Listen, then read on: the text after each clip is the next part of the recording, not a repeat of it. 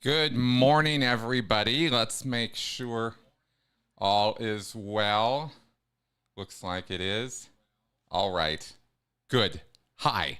Welcome to a live critical Q&A show for number 433. On what is today? Today is the 19th of November, 2023. So, I'm glad you all could join me today. Thank you very much for your viewership and your support. I see all the usual critics in the comments section here. In fact, let's go ahead and get to set up our little Q&A section here. Yes, in the year of our Lord, that is correct. Start Q&A. Okay, good. So I've now got it pulled up here where I can see the questions that are coming in under the Q&A I just created in the comment chat box there. So if you want to get me questions like we've been doing for a little while now, just put them under that comment and then they will list here and I won't miss your questions. Okay, that's the whole point of that. Okay, good. So we've got that going. Let's go ahead and switch over so everybody can see the chat here. I had a couple of things I wanted to kind of throw at you guys first before we got into the questions, give you guys some time to start throwing them up in there. I have a little show and tell, and I wanted to ask you guys what your thoughts and ideas about a couple of thoughts and ideas I had for some channel content coming up in the future, maybe. Because I've referred a lot of times to some things, and sometimes we show and sometimes we go over materials here from Scientology, and I just get to walk through them with you guys or explain them or break them down for you so you can see what it is that Scientologists are actually being indoctrinated with, and that is absolutely the word. It's not what they are learning, it's what they're being indoctrinated with. And so I've got a couple properties. I got a whole cabinet of stuff in the garage of things that I've accumulated over the years. Lots of lectures, some R&D volumes, various books, a lot of impact magazines and other things. And I've got even more digitally. And we've done some live streams where we've walked through some of those things. In fact, we're kind of even still maybe sort of in the middle of one with John Atack right now on that whole Scientology CS1 thing. So I thought I'd show a couple of these to you because I wanted to get your take on, is this something that maybe we should do a show about? And I can just really get into some detail about it. One of them is this pack here. This is a course that is offered in Scientology called The Hat of a Scientologist, or at least it used to be offered. I'm not sure that it's still on the price list, but there's an interesting number of policies and issues in here. You can't see the person's name, but I've actually got the invoice for the course here too from the person who sent it to me. Anyway, there's a lot of stuff, interesting stuff in here about how Scientologists are told to be Scientologists in the world. The hat of a Scientologist refers to the job or function or duties of that thing in Scientology. It's like a job, right? You have a special job, you wear a special hat. So the hat of a Scientologist. Oh yes, Jeff, I would love to do that with you as well. PTS for Life is in the house here today. So anyway, that's something that we might go over. I could definitely do a whole show on this and break down maybe some of the key points or relevant points from the various issues that are contained in this pack. Since it's all in one place, it makes it super convenient and easy to kind of go over it with you guys. So maybe that might be the basis of a show, but you let me know. Is that something you want to see? And if not, it's fine with me. And if so, it's even finer with me. So let me know. The other thing I had that I thought we might do a show on is the Scientology Survival Rundown course pack. You can see here how thick it is. It's a nice big chunky book. And there's a lot, it opens up here and you have this whole booklet inside here with the check sheet and then a ton of issues, color illustrations of the various principles in the book, and people doing auditing and graduating from their courses and things like that. It's all very modern. This is the latest and greatest out of the Church of Scientology right now. This this course, and it's a very, very important lower level activity for Scientologists. Tons of people in Scientology have done this or actions around or included in this. Not very many Scientologists have done the OT levels. And it's really funny to me how and I've done this too, right? Just as guilty as everybody else, of just harping and harping and harping on those OT levels. And you may have noticed more recently, I really like to go in deeper on the lower level stuff because that's what most Scientologists are exposed to. And it doesn't, and all the damage that it can do in changing people's views and perspectives and moral foundations, even as to what's right and wrong and good and bad, and really messes with people's heads in the cult experience. And so anyway, that might be another basis for a show we could do, would be Survival Rundown. Don't know if if that might be a live stream y'all are interested in. And then the other one that I had, the last one, suggestion-wise here, and again, you guys let me know in the comments and I'll take a look at it, maybe in a couple days after we get some feedback on and off live on this. But this, we've talked about all the dictionaries in Scientology, and I think I might have shown one or two of these before, but this is the Modern Management Technology Defined Scientology Dictionary. Okay, you can see it's really big. There's a lot in here, and the word, it's not like great big letters either. I mean, there's lots and lots and lots of stuff in here. This is not just definitions of all these administrative terms in Scientology. There's a whole section on here, just pages and pages and pages of abbreviations in Scientology that are laid out and defined here. Like STK is short for Stockholm, right? And STND is standard, while STN is station. Anyway, those aren't huge things. But then there's also illustrated organizing boards of Scientology over the years and how it's changed. This series of illustrations of the various organizational structures of Scientology is probably a whole video in and of itself, right? If I just scanned all the org boards and we walk through the evolution of how Scientology has organized itself. And then this is another dictionary that's in Scientology. You can see, this is another booklet. This is another latest and greatest. And this dictionary is the Student Hat Dictionary. And this is the dictionary for one course in Scientology called the Student Hat. Teaches you how to study. And these are the specialized definitions that L. Ron Hubbard uses throughout that course to define all this specialized photography,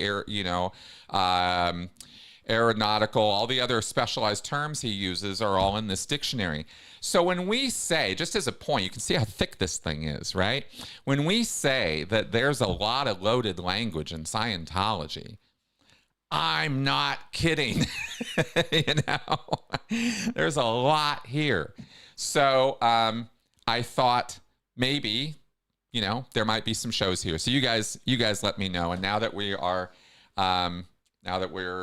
rolling in the show here, and I see some questions in the queue, let's go ahead and start getting to your questions. Yes. Okay, good. Yeah, exactly. Hot take, Xenu doesn't matter. Exactly. When 5% of your total group is the number that's making it up to OT3 and above, and that is the number as far as I remember from my time at AOLA and my time over all the technical delivery in Scientology. I ran those numbers. That was part of my job. And so from my memory of that, at least, right, not a lot of Scientologists are getting up to the, the DC-8, narrative. Okay, so let's see what we have here for some questions today. All right, and somebody commented earlier. Yes, I am left-handed. Yes, that is true. Okay, let's see if we can throw this up on screen. There it is. Good. What do you think of Jeff Augustine's theory using doctrine of exchange, that David Miscavige has a personal services contract with the IAS and is paid / gets commission for making speeches at IAS events. Well, that's an interesting question. I wasn't aware of that theory, but you know, anything that can appear to give Miscavige the air of, or the sheen of, legitimacy in how he makes money, or how he is personally, you know, paid by Scientology to do things more above and beyond his Sea Org $50 a week pay, would be something he'd be very, very keen to do. So I can't speak to the specifics of yes or no. David Miscavige is absolutely getting paid commissions to do IAS briefings. And remember, he really only does them once or twice a year. I mean, this is not like something he's doing a lot. But, you know, could he theoretically, you know, get a commission from the IAS trust? And could that be arranged as a contract? I suppose so. Anything's possible. I mean, you can contractually obligate or put a contract together about almost anything. So it's an interesting idea. I'm not sure what to think about it in terms of the certainty that it's a truth, but it's an interesting idea, and I certainly think it has credibility. There's no reason why that couldn't happen. So I'll just put it that way. You know, kind of simple, but yeah, interesting. Okay, then we move on here. What do we got? Okay, PTS for life. With your upcoming time off, do you have any goals or plans for that time?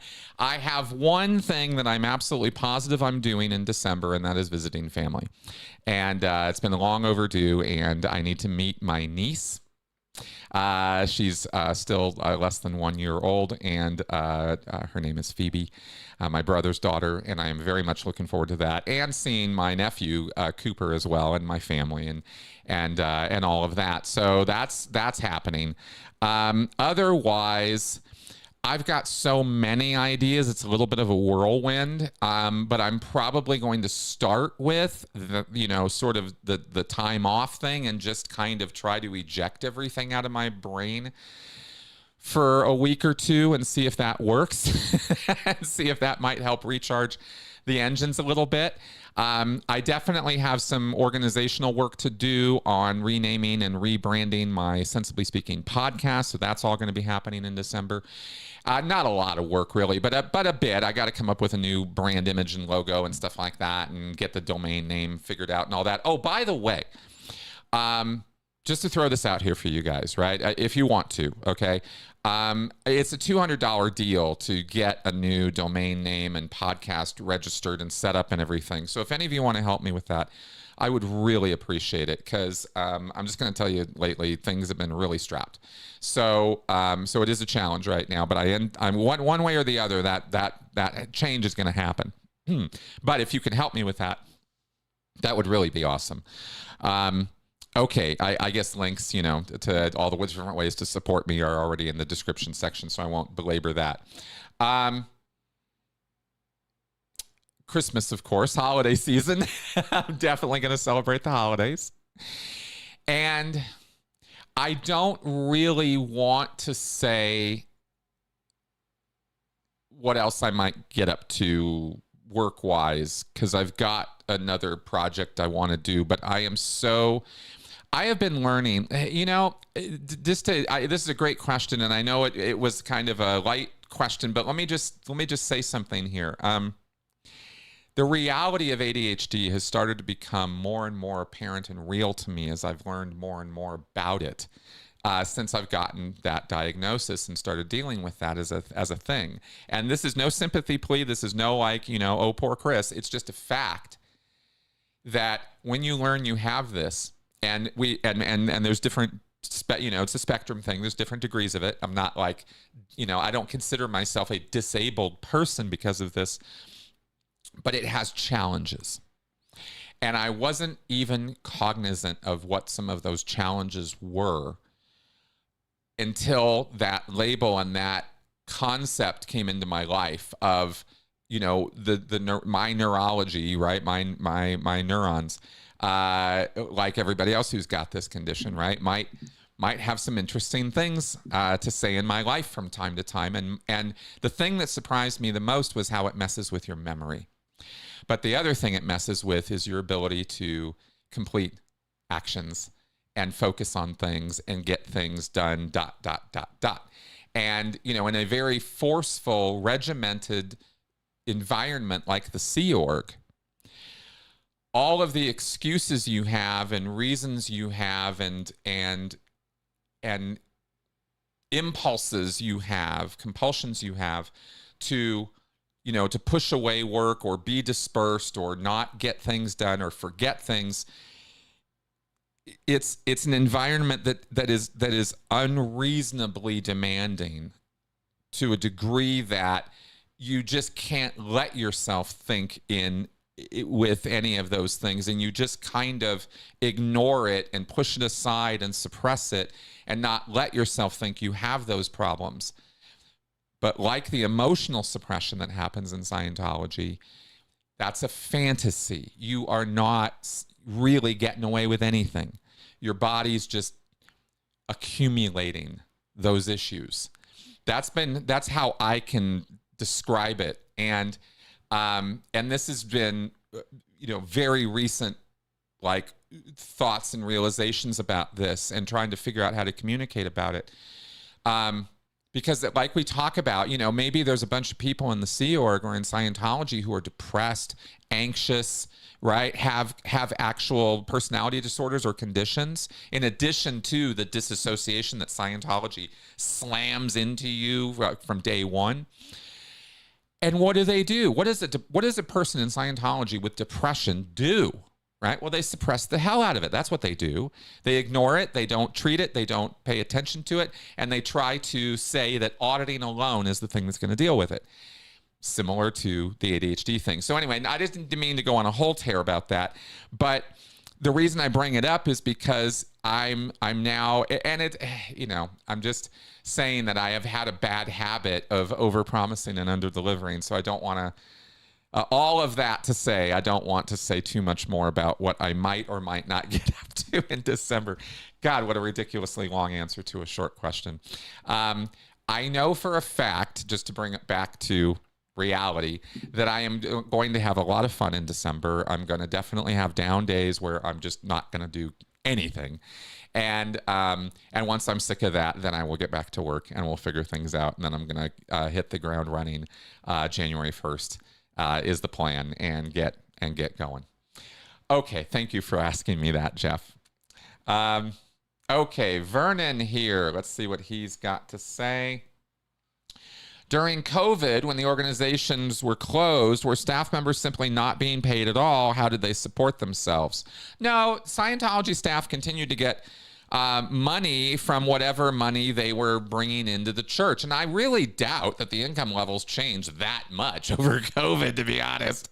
I mean, some of the organizations probably really tanked as far as their auditing income and delivery goes, but they were still, a lot of them were still, even from home, on the phone, selling extension courses, in touch with their public, pushing them to continue to do services at home. And bring in money and get IAS donations and stuff like that. And I don't know that, that staff members, even in the best of times, I guess my point is, even in the best of times, staff members of churches of Scientology almost uniformly have a second source of income, or a spouse who has a source of income independent of Scientology, so that they can pay their rent and, and their taxes and their car insurance and their groceries and all of that, and not have to rely on the Church of Scientology for a living wage, which it has not once ever provided in any consistent manner to anyone at any time.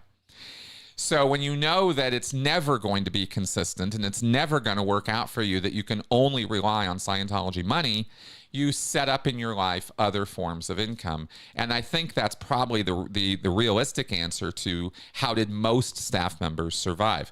Perhaps there were some who ended up, having to leave staff or go get, they couldn't continue for whatever reason. But I think that's probably the minority of people. I think more people probably left staff over COVID just because they kind of woke up to how ridiculous nonsensical the whole thing was, or had that conflict with upper management and the whole QAnon conspiracy theory thing. I know a lot of Scientologists left over COVID period because of that conflict. Where they were being mandated to keep the orgs clean and use that DEFCON 4 stuff, and I know I know it's not called DEFCON 4, but they were being forced to do all this stuff in compliance with and conformity with health and safety guidelines, and yet their brain was full of QAnon conspiracy theories and how none of this was real and COVID was fake and all of that. And I think that conflict caused more concern and issue and cognitive dissonance over the COVID period than the pay did, at least from what we heard and the data that I got over that time. So that's what I can say about that. I hope that answers. Okay, let's see here. Now, oh, Vernon, yes, absolutely they do. Do orgs celebrate Thanksgiving in the U.S.? Yes, they do. Absolutely they do. Let me tell you about this, because was it Christmas or was it Thanksgiving, actually? We always celebrated Thanksgiving every single year as a staff member and as a Sea Org member. In fact, Thanksgiving was actually the nicest dinner of the year in PAC. The crew would get I think 45 minutes or an hour dinner. I think 45 minutes, because it was usually a half hour. Yeah, it was usually a half hour for dinner. For lunch and for dinner, it was half hour, right? So Thanksgiving was 40 or 45 minutes. And there was turkey and stuffing. There was a whole menu. And the galley always got the money for this and always worked it out. And we had a traditional, honestly tasty Thanksgiving dinner. For a dinner that was being made and served to 1,000 people, it was good. We all looked forward to it, and it was really, like I said, it was really the best meal of the year, to be honest. Because Christmas was different. Christmas was more of a Christmas party kind of. There was Bosun's party and there were Christmas parties and stuff, and so it was more snackage and stuff. It wasn't really feasting kind of food, at least not from what I remember. Maybe I'm remembering it wrong, but Christmas seemed to be a bit different. Thanksgiving was the whole sit down and do the dinner thing. Even on the RPF, we had a half hour for meals. I know, it's luxury, right? We had a half hour for our Thanksgiving. But that's how it was. It was that way, you get this extra precious 10 minutes. And when on the RPF, meal times were 20 minutes. So it was 20 minutes for lunch, 20 minutes for dinner. So a half hour was luxury, right? People could go smoke their cigarettes in peace and not be rushing through them. So that's Thanksgiving in Scientology as I remember it or experienced it, at least. All right. X-Scion here. Oh, yes. Thank you for the link to the Street Epistemology course yesterday. I'll check it out for sure. How often do you use Street Epistemology? Every day, all the time. Yeah, I try to. Thank you. You're welcome for that.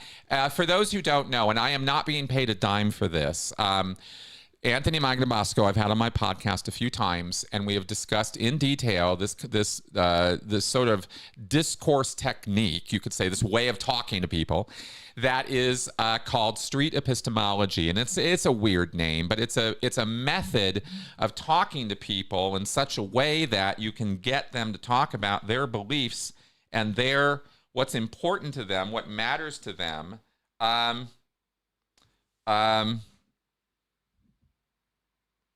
Without making them defensive, without raising their hackles, without getting them all pissed off, right? Without debating or arguing. It's a very different method of inquiry.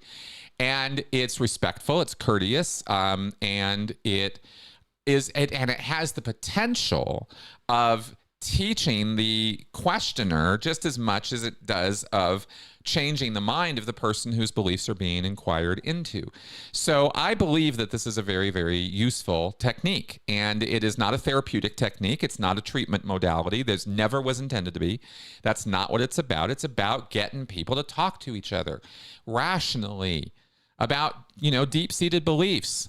And even total strangers can do this. And there's tons of videos from Anthony about this. So now that I've kind of explained it and pimping it here, there's a new course that has now been finally put together. It has been years in the making. I've been tracking with these guys off and on for years, and I've contributed to it, ideas and feedback and whatnot. And so they finally have pulled the trigger. And now I think it's the first 6 modules or something of this course, 100% free. You don't have to pay a dime to learn how to do this. It's a nonprofit organization who was put together to teach this and disseminate, propagate this and try to popularize it. So so that's what I'm doing here right now, because I believe in it very, very strongly. I think it's a great way of formalizing a structure by which you can communicate with somebody else and they can communicate back to you, and it doesn't have to get nasty and mean and vicious. I think you guys get the point. So, of course you do. Anyway, so how often do I use it? Well, often enough. I don't find myself having to really inquire with individuals I meet on a regular basis about deep-seated beliefs. But when I do consultation with people, I will absolutely use this, not necessarily to try to change their mind, but to draw out, what are they thinking? What are their ideas about these things? How certain are they of these beliefs or ideas? That's come up from time to time, but it's not the guiding methodology for me and what I do, but it's useful as a tool, that is for sure. And if I do run into people who seem to be at odds, then it's a great way of doing that. And I actually honestly wish I remembered to use it more often. That's on me. So anyway, that's what I can say about all of that. I didn't even have it up on the screen while I was answering that, huh? Okay, well, there's the question there. So that was the one I was just answering. Sorry, guys.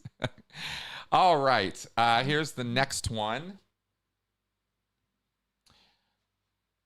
Make sure this goes up. Yes, if we all had OT powers at one time in the distant past, what are the reasons that we lost them? Okay, great question. Let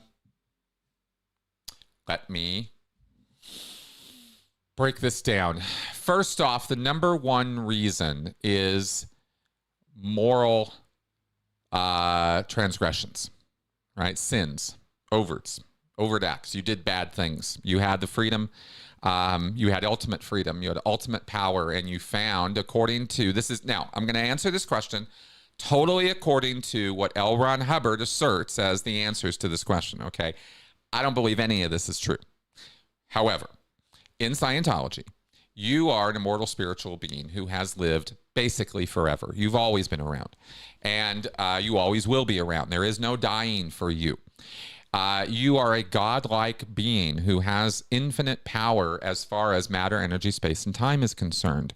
So having exercised that infinite power in the past in such a way that you hurt people, or at least it appeared that you hurt people, people being other thetans, other spiritual entities, constructs or things that those entities owned or created themselves, and you came along and trashed it or blew it up or did bad things or, stuff like that. Or you created an army and you had the army go blow it up or whatever. I mean, you can, when you're God versus God, right? It's like, who knows? Anything's possible.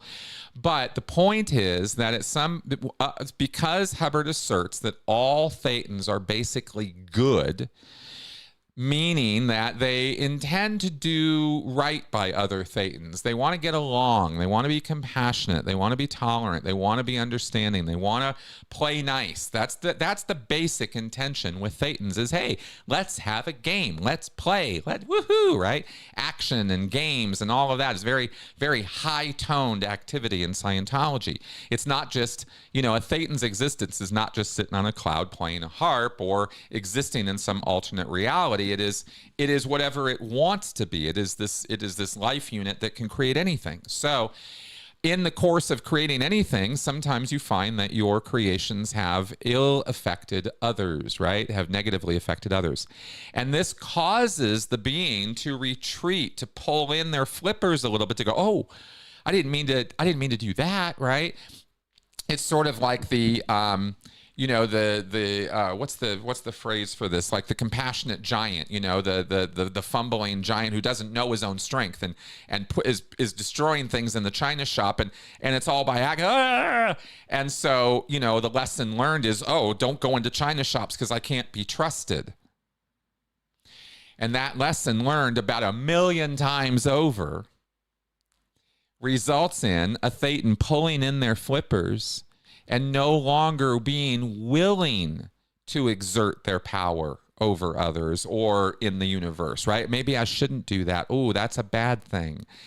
And so they pull in, and on top of that, now that's one mechanism. The other one is that in the course of this damage that they do, the other Thetans start damaging them, right? Tit for tat. You start getting this back and forth. Oh, you're going to throw beams of energy at my creations and destroy them? Well, zap right back at you, buddy, right? Zing, zing, and now we're having a Thetan battle.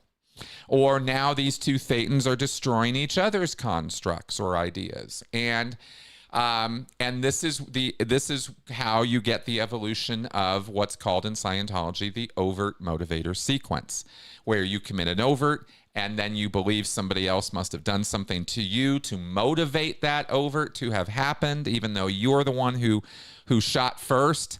You convince yourself, well, he shot first because if I, which forced me to shoot first. I mean, it doesn't even, you know what I mean? You can have it be that blatantly stupid.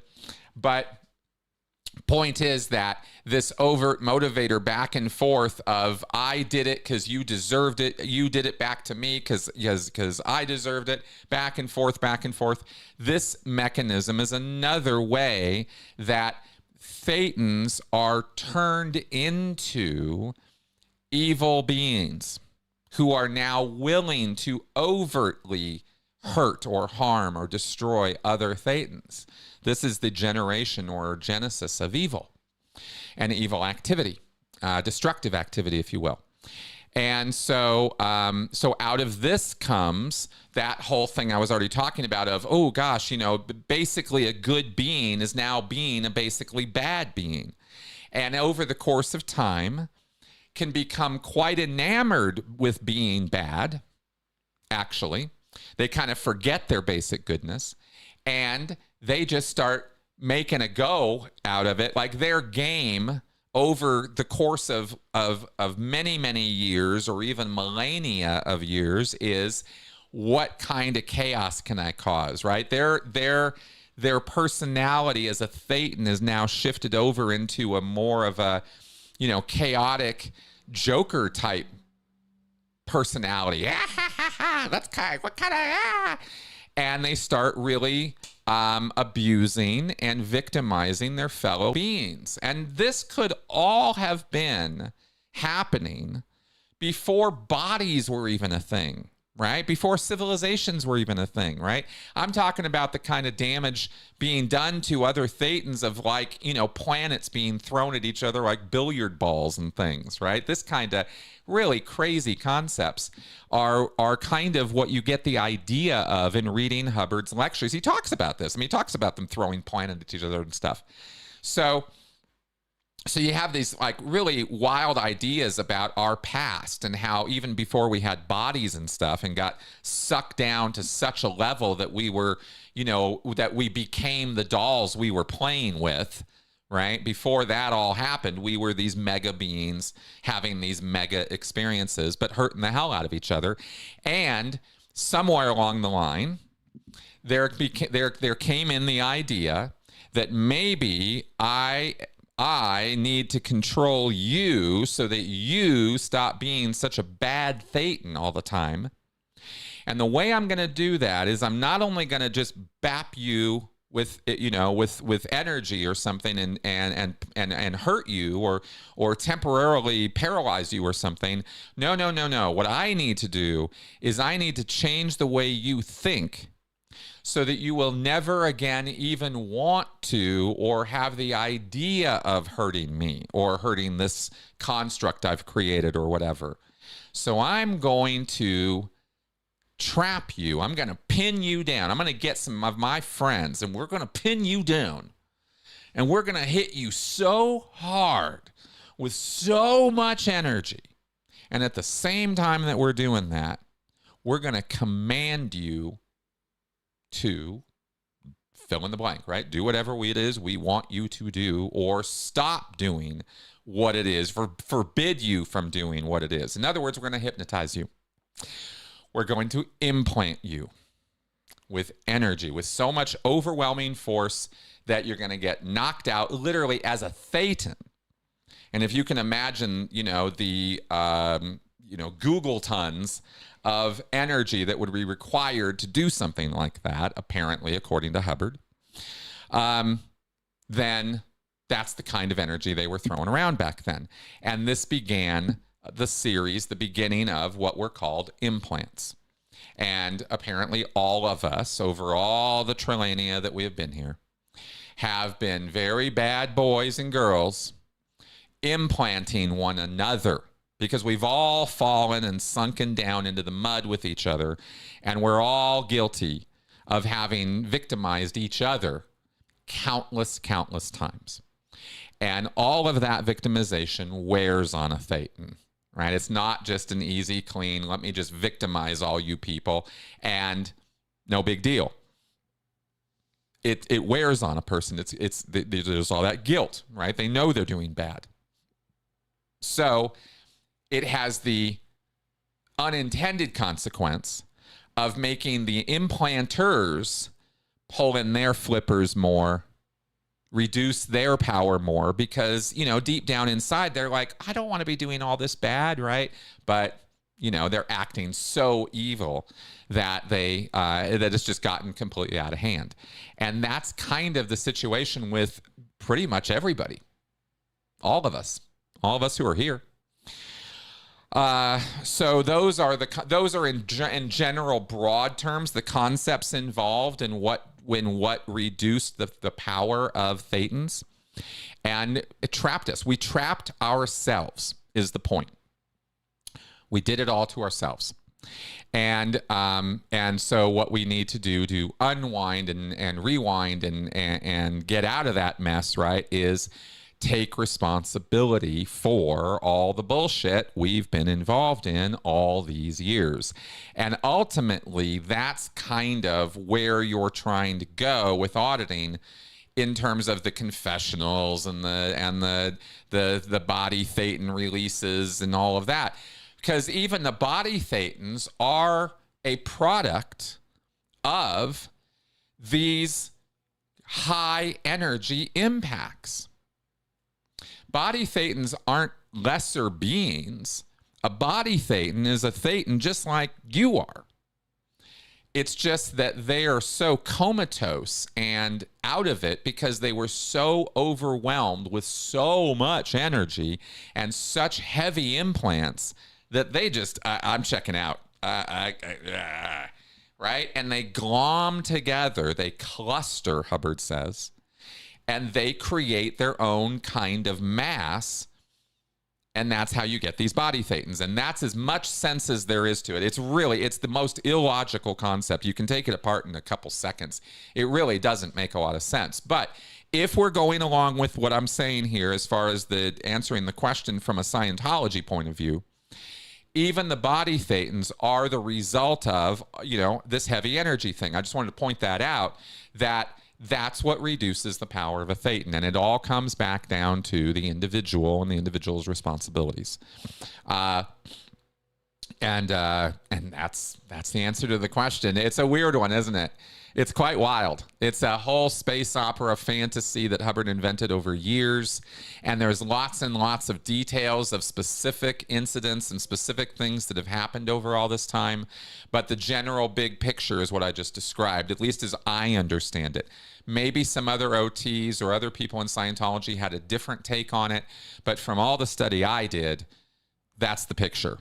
And I think I hope most other people and, from high level Scientology or educated Scientologists would agree with me on that. So there you go. Long answer on that one, but that was kind of fun. Okay. Vernon, is it better for a Scientologist staff member in their 70s or 80s not to wake up and leave Scientology because they will realize that they wasted their whole life in the cult? No, not necessarily, Vernon. No, not necessarily at all. It depends completely on the individual involved as to whether I would make that judgment call about that person. Some people, yes, absolutely. But some people, no. It really depends on the cognitive functionality and, it's a big, heavy word, function. How it depends on the person's state of mind. It depends on how they're looking at things. It depends on their ability to change, their ability to grow. And at 70 or 80 years old, generally speaking, I don't want to like stereotype, but those are people who are generally pretty set in their ways. Right? I mean, I don't think that's a controversial statement. It's not a value judgment, right? It's just a fact that that a lot of people, now there's a whole lot of people who are, 30 who are very set in their ways, but not quite the way people who are 70 or 80 are. I mean, these are people who have lived with a belief set and a moral foundation set and a worldview and a cultural, view that is pretty laid in. And at the later years of life, most people, and I'll say most people, I'm not going to say all people by any stretch because it's absolutely not true, but a whole lot of people are just not interested in learning new things, changing their ways, or hearing about it. They don't even want to hear it. It's like, it's my way. This has worked for me all this time. Fuck off, right? As far as trying to change my mind or bring me around to a new way of thinking or something, right? This is kind of the attitude. Now, again, not universally, right? But I think it's pretty generalized true. So you have to look at the utility of what is it you're trying to do. If you're trying to get a person out of a cult situation in order to give them a higher quality of life and a better future, then more power to you. And you should. But there are some beliefs and some ideas that are fairly harmless. Now, Scientology is not harmless, which is why it's a difficult question here compared to, say, some young earth creationist ideas or beliefs or some harmless stuff that the person's not really doing much with. It's kind of just let them have it. Like, what are you trying to do? Who cares, right? Like, the person's going to die thinking the earth is 2,000 years old. And for them, they're happy with that. They're not out marching in the streets and picketing, soldiers' funerals or doing weird stuff. Who cares, right? They're not on a microphone. They're not changing the world with those beliefs. They're just comfortably living their life. So who cares? On the other hand, Scientologists are doing bad things. So it might be good to at least get them enlightened on the fact that they're doing bad things or that potentially harmful things. But that's a different tack from, look, let me dig into you and pull out your core beliefs that define who you are as an individual. Yeah, let me take all that out of you at the end of your life and leave you with nothing. Probably not a really nice idea. Probably not the best idea for that person's mental and sort of psychological health, right? That's kind of my general take on it, is if you can leave it alone, leave it alone.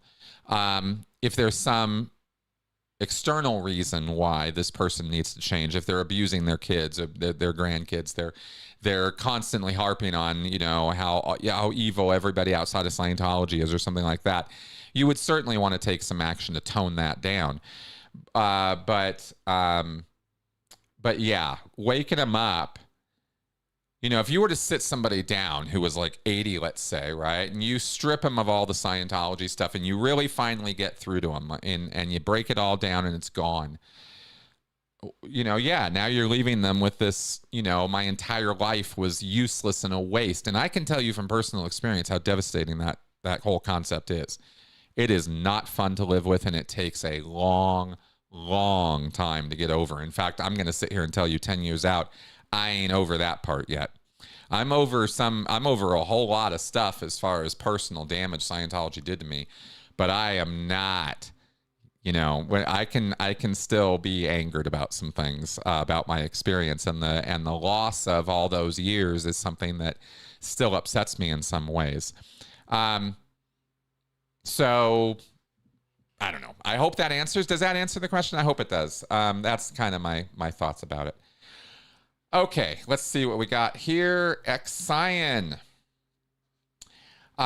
Did you ever have times that you thoroughly enjoyed being in the Sea Org, or was it all hard work and stressful?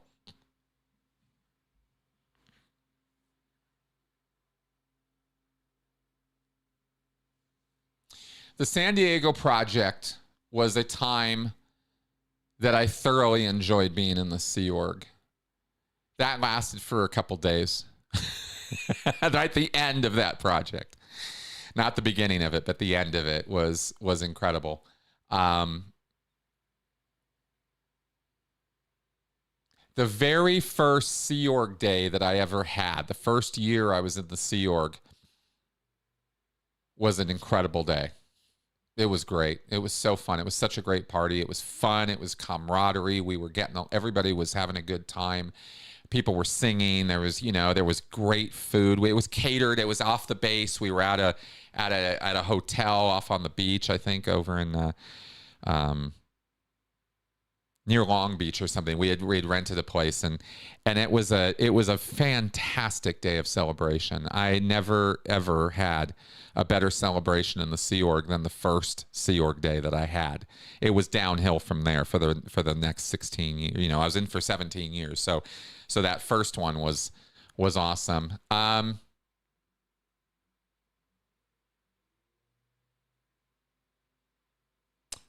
That's all that comes to mind for me right now. That's it. That's all I got. The other experiences in the Sea Org, the other things that come to mind to me in the Sea Org were not good times, were not the best of times, were not even very fun. Most of it was so much stress. And I had a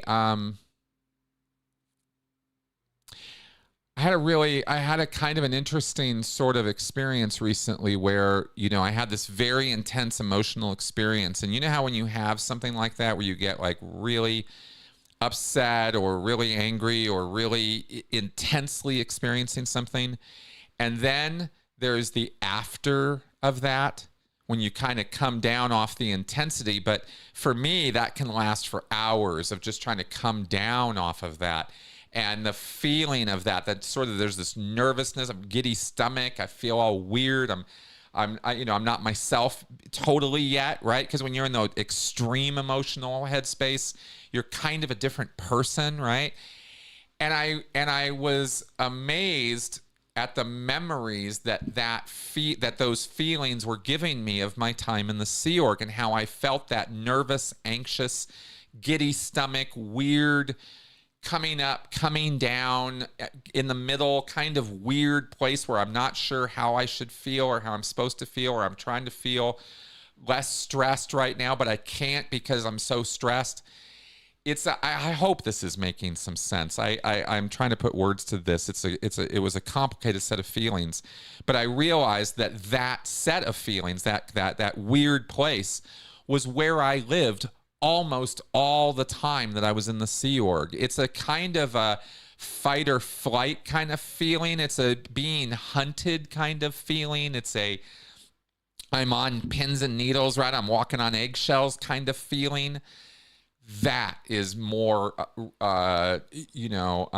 descriptive of my emotional state in the Sea Org, and being around the Sea Org. Even when I was a staff member, even that's kind of how I felt. I was always so nervous. Didn't want to do the wrong thing or say the wrong thing or piss somebody off or say something that was going to trigger somebody else, And we didn't even use language like that. It wasn't about triggering. It was just, it was, you fucked up. Right? So that was sort of that was a lot more common of a feeling and experience for me than the enjoying myself. So, that's what I got for you on that one. Okay. Oh, here's a good question. Did I ever purposefully crash a stat so that you could start over and intentionally bring it back up only slightly each week so that you could be up stat most of the time? Oh, no. I would never, ever do something like that. How could you ask me such a question? That would be very out ethics.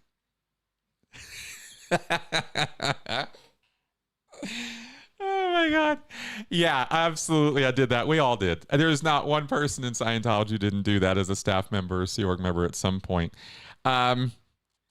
Yeah, absolutely. And I watched orgs do it too, right? I mean, you could kind of tell. You could see when it was happening. It's interesting how as a manager in Scientology, you really do get this thing. There's this stat management thing in Scientology where you can look at a book of statistics from an organization and it really does tell you, it paints a picture. You get a visualization of what life on the ground at that org actually is like. And sometimes you're right. It's really quite interesting. You get this picture, this statistical picture of the production of the organization, and it tells you right away where they're concentrating their attention and where they're not, right? And what's important that week and what's not, and that kind of thing. It's always so funny. So for me personally, of course, I'm not trying to deflect here. Yeah, I absolutely did do that. And I don't remember, any specific incident of it. I just know I did it. Cause we all did, right? I mean, I don't think that's any big secret. Stat management, right? I manage those statistics all right.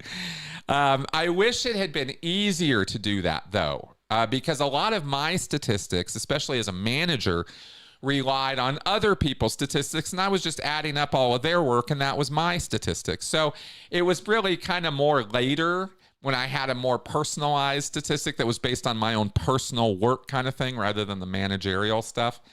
But yeah, that happened. You would, and how it would work is actually, I'm remembering now, it was more of, okay, instead of putting a lot of work in on a Sunday or a Monday or something, right? Or I'm gonna set things up so that by Thursday this is gonna come off. I might be like, okay, well, I'm gonna eat it this week because this stuff is gonna be, because the stuff that I could have produced this week, I'm gonna bump up to next week and the week after so that I can get, because I'm already fucked this week. Like it might be, I'm remembering a week where it was like, okay, no matter what I do, I'm screwed. I'm not going to be able to get my statistics up this week. So let's go ahead and tank them. Not so hard that I'm going to be in a lot of trouble, but let's just let it tank. Let's not raise it higher than it would be otherwise. And let's save that for next week. Yeah, absolutely did that. Yeah. Okay. Just part of the culture, man. It's survival skills really in a way, because you don't get time off if your stats aren't up. And if an important thing's coming up and you really want that time off, if you don't have your stats up yet, sorry. It's that arbitrary, and it doesn't matter if it's a wedding, a funeral, a personal thing, your mom just died. Nobody cares. In the Sea Org, they don't give a shit about your family. They don't care at all. Not once. Not once. You could be getting married, and if your stats aren't up, forget it. All right. Here's a good question. Joe DeCeppo. If you or I were to be a fly on the wall when Miscavige was reacting at the recent St. Hill protest with his inner circle of staff there, what would we see? You would see much gnashing of teeth. You would see a much chewing of the carpet. You would see David Miscavige having an absolute hissy fit. And And Mitch has described these. People have described these things. Lots of people have. Miscavige just loses his shit. He just starts yelling and screaming and pounding on things, and I imagine that was his. Temperament. Now I wonder because it's also possible. Now I'm thinking to when Cruz arrived. Miscavige would have already been there. And I wonder if he was joined by Cruz and then it was just kind of a what the fuck kind of thing, right? And maybe behind closed doors, he and Cruz are like, these fucking guys, right? And then, and then he has to pick up the phone and call Janet. And as we heard, Janet was getting reamed out by Miscavige, right? Well, at the other end of that, in Miscavige's room, it might have been an ice cold thing too. It might not have been screaming and ranting and raving and clawing at the walls. It might have been, because if Tom were there or other, I don't think he would have been in the room having that call with Janet, with any other whale in the room, any other Scientology public person would have been allowed in there. But I could see Cruz. I could imagine that could have been the case.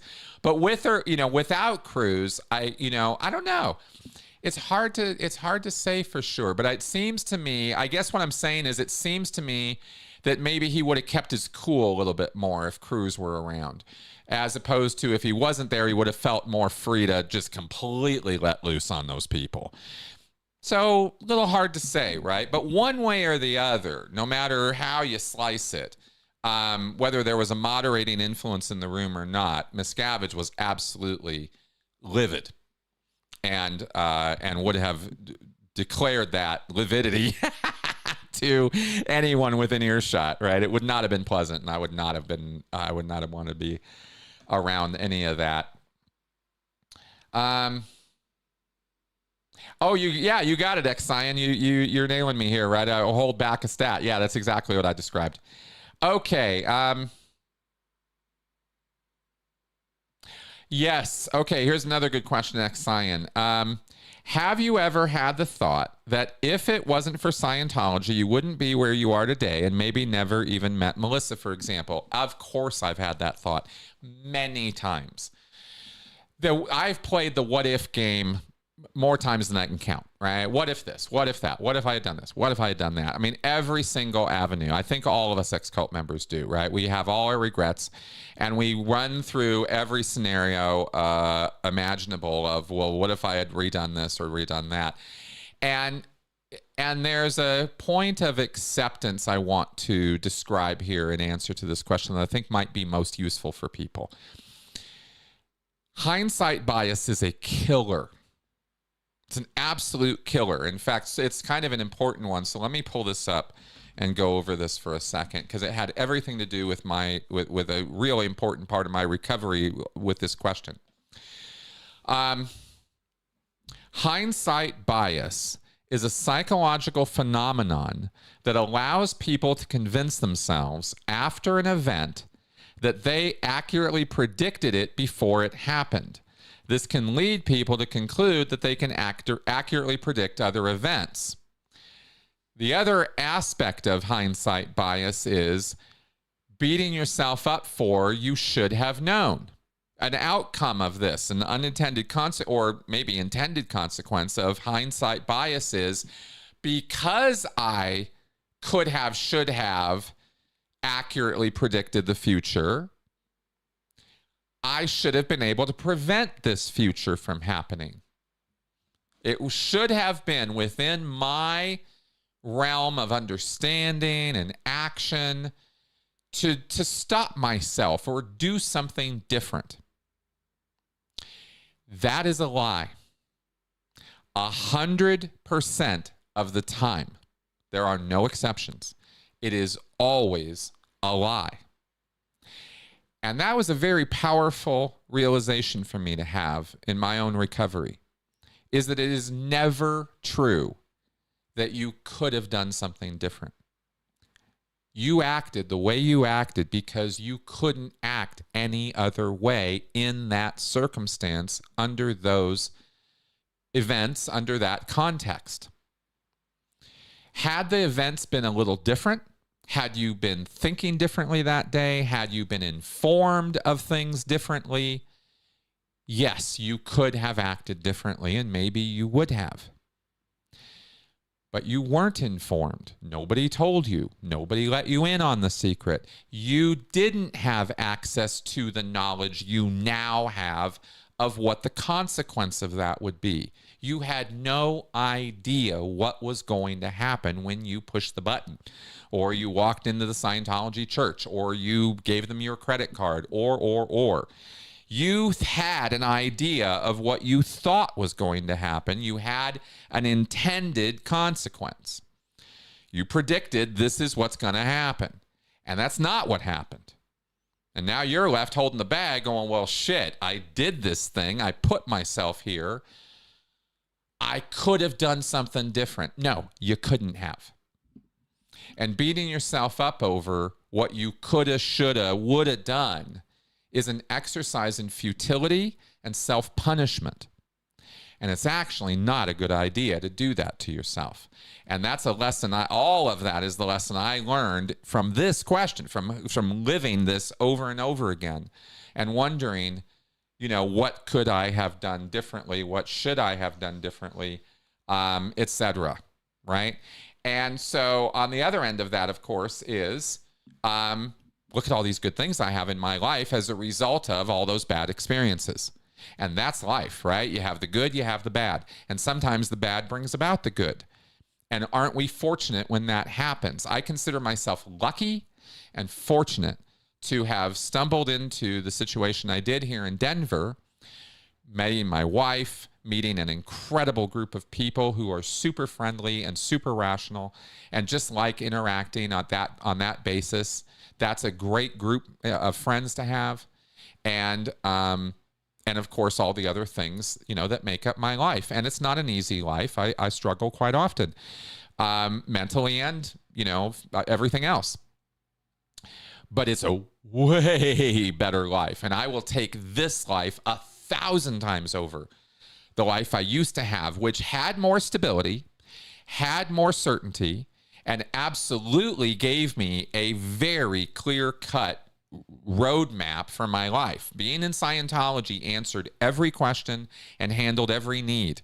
I wasn't hungry. I was tired a lot, and I was hungry maybe, more than I should have been, but at least I had my 3 squares, and I had a place to sleep, and I had a uniform, and I had answers. I had answers to every question you want to ask. And that meant a lot. To me, that meant a lot. Some people, that doesn't mean as much. But for me, that was everything. And losing all of that, not fun, not easy, not a good time. But the consequences of it, right? My wife, my dog, my life, my reinvigorated and totally different relationship with my parents, with my brother, with my, my family. All of that is miles and miles above the existence I had in Scientology. So if it weren't for all of those Scientology experiences, there's absolutely no chance I would be here doing what I'm doing. So yes, I've absolutely considered that whole thing many, many times. So thanks for asking about that. All right, I see we are now past an hour, and I see I've only got a couple more questions in the queue, so I'm going to answer these, and then let's go ahead and see about wrapping up here. But I've got 3 or 4 questions here, so let's go on these. Bud123, is the Socratic method more effective than street epistemology? Some atheists, leftists, claim that street epistemology is motivated by the goal to make them atheists, and the Socratic method is better.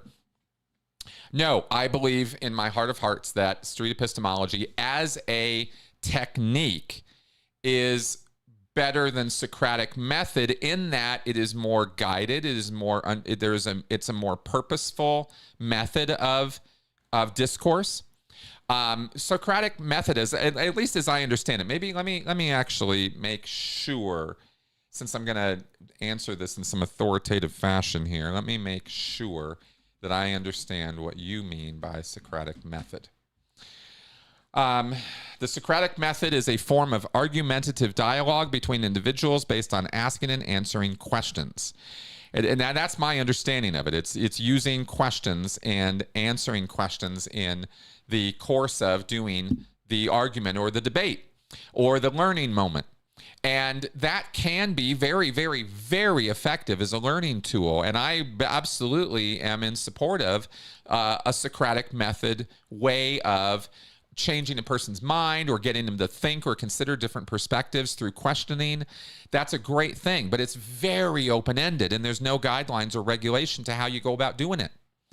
Street epistemology is a very different thing because it takes the concept of, you could say it's a subset of Socratic method because it, or, you know, in the Venn diagram of it, it's sort of inside it because it is questioning, at least as I understand it, but it's questioning along certain lines, using certain methods and certain, there's certain goals and sub-goals along the way, and certain ways that you inquire about belief. For example, if you were to ask a person, okay, well, here you have this belief in, you know, Jesus is the Lord or something, or that Xenu, you know, happened, right? Okay, let me ask you, how certain are you of that belief? If you were to graduate, you know, if you were to scale that on 1 to 10, right? Or 1% to 100%, right? Where would you put yourself on that belief?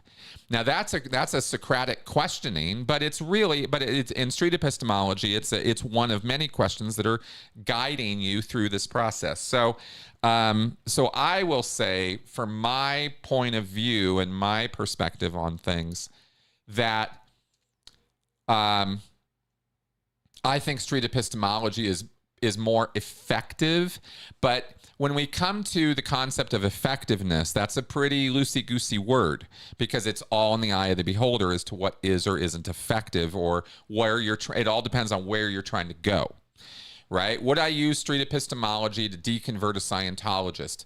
Not exclusively, right? But it might be part of the tool set. But I would not use that and say, well, with this one method, I guarantee a result that I'm going to deconvert this guy. That I would never, ever make such a claim. That would just be unfounded and ridiculous. You don't know what it's going to take to deconvert this person. That's going to take an awful lot of discussion with them and understanding of that individual in front of you. And maybe street epistemology as a method might be useful for this person, but it might well be that you just have to tell them a couple stories about Hubbard on the boat and how he locked up kids in chain lockers, and that might do it. It has. That fact alone has served to deconvert a person, right? So it's always individual for a person. So effectiveness is gauged by the context and by the circumstances. And I hesitate to make broad judgments about that, but I will lean toward, you know, again, street epistemology as a method only because it's more codified. It's not a loosey-goosey. We'll just ask a bunch of questions as they occur to you, and maybe you'll get there. More often than not, it's going to end up in the hands of people who are not clear on what they're doing. I think Socratic method could break down into a full-on debate argument thing just as more easily than somebody who was practicing the more disciplined approach of street epistemology. That's my view on it. Okay, Liz D. Speaking of 70s and 80s, what happens to Sea Org members who get too old to work? Is there some sort of retirement program, or do they just work till they drop? All right, both. I've heard of both. I've seen both with my own two eyes. I have seen Sea Org members who had some money or who had money gathered for them somehow put into retirement homes when they are just too damn old to operate on their job anymore. But I have seen Sea Org members die on post. And they were not young, right? Or die on base, right, in their sleep or whatever. We had dead bodies in PAC, right, of senior citizens who died.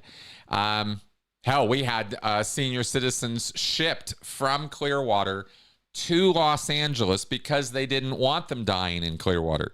But it's okay to die in PAC, apparently.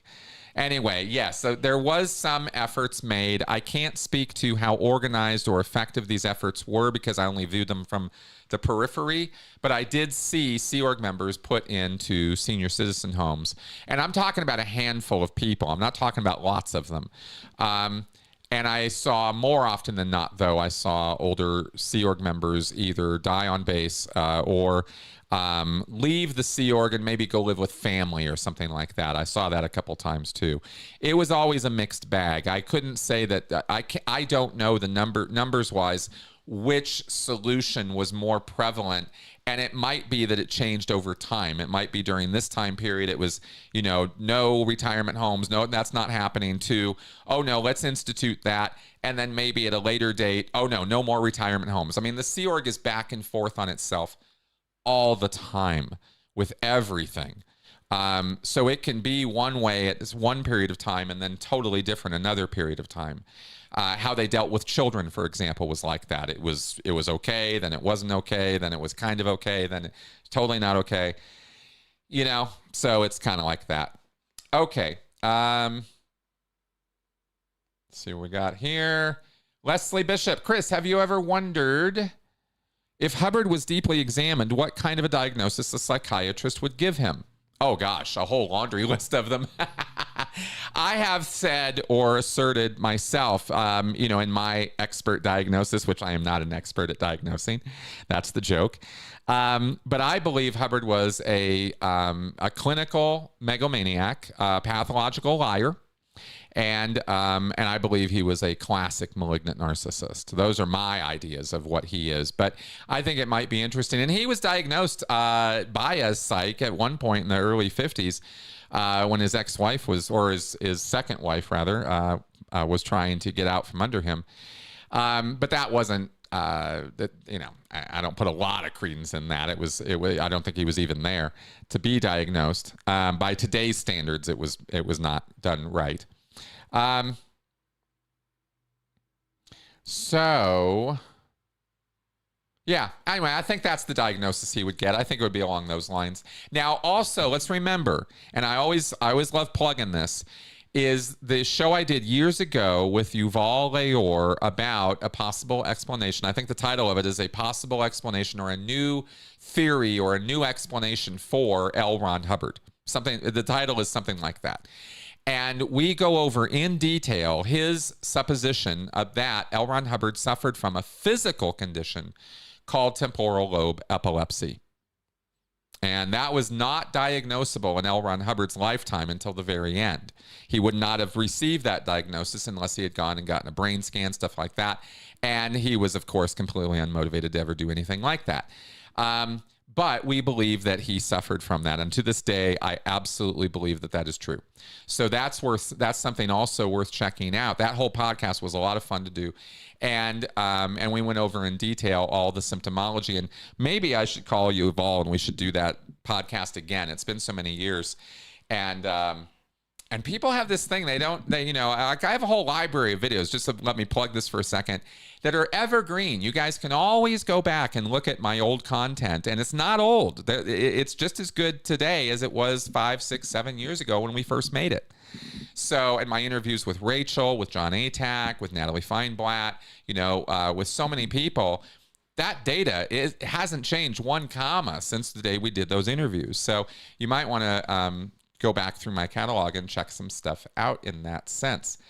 All right. Let's see. Just 2 or 3 more here. I have Stephanie M. I have been watching some of your early vids. Really good. Please discuss a few.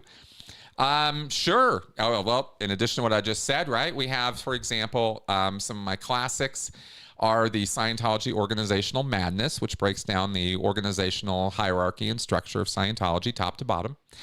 We have the Bridge to Total Freedom, part 1 and 2, where I break down the basics of Scientology. Playlist actually has a whole series of videos breaking down all the different basic fundamentals, or a lot of them, in Scientology.